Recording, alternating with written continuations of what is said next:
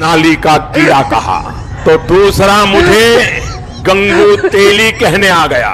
इनके एक नेता ने मुझे गल कुत्ता कहा, दूसरा नेता सामने आया और मुझे भस्मासुर की उपाधि दे दी। हरियाणा विधानसभा चुनाव के समय एक बार फिर से सोशल मीडिया पर मोदी जी के पुराने वीडियो क्लिप्स की बाढ़ आ गई। वो वीडियो जिसमें मोदी जी बड़े गर्व के साथ विपक्ष द्वारा उनके ऊपर दिए गए गालियों का हिसाब किताब गिनाते हुए दिखाई दे रहे हैं। अगर आप सोच रहे हैं कि चुनावी भाषण है तो आप गलत नहीं।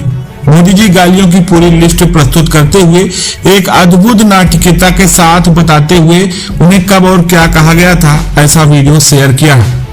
अब आप सोचिए, मोदी जी जैसे धैर्यवान और कर्मठ नेता को जब विपक्षी नेता भस्मासुर बोलते हैं तो किस प्रकार से मनोदशा उत्पन्न होगी।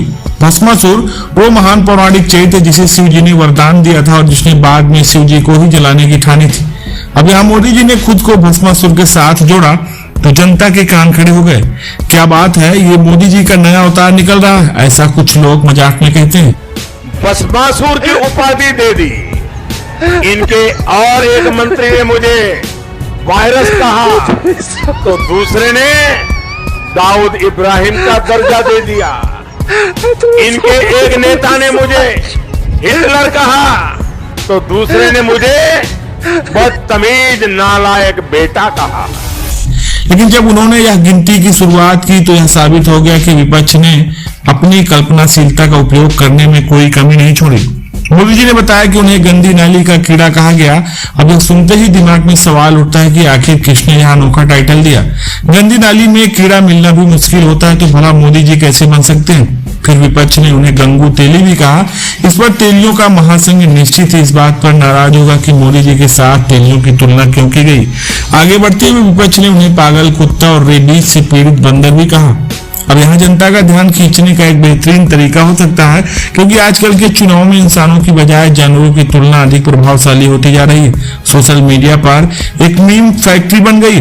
पागल कुत्ता और रेबीज से पीड़ित बंदर वाले बयान के बाद लोगों ने यह भी सोच लिया कि अब विपक्ष को बोलने के लिए जानवरों का ब्रीडिंग सेंटर खोलना पड़ेगा। हिटलर, दाऊद इब्राहिम, लहू पुरुष जैसे भारी भरकम शब्दों के बाद आखिर में मोदी जी को असत्य का सौदागर भी कहा गया।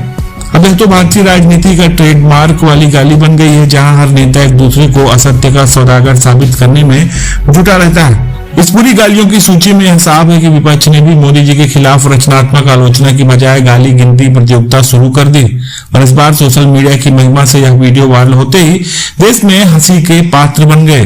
लेकिन मोदी जी की इन गालियों से कोई फर्क नहीं पड़ता। उनकी गालियों की गिनती तो अब उनका चुनावी हथियार बन गया है और जनता भी इस गाली का पुराण का मजा लेकर आगे बढ़ रही है। तो आखिर सवाल ये उठता है कि विपक्ष ने मोदी जी को भस्मासुर क्यों कहा और मोदी जी ने इसे क्यों याद रखा। इसका शायद जवाब 2024 के चुनावों में मिल रहा है।